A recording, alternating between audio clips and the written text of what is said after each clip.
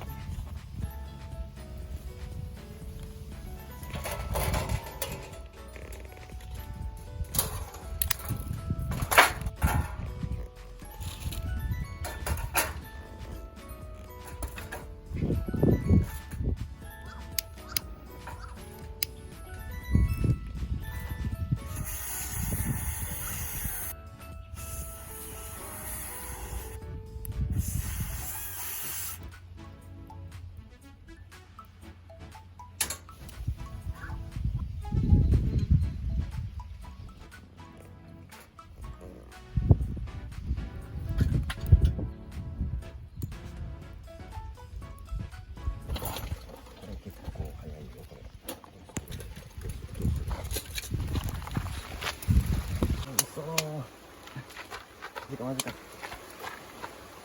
マジか。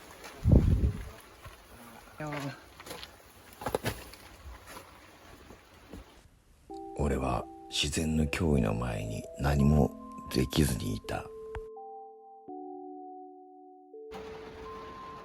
今車の中に避難したが、火はどうにか燃えているようです。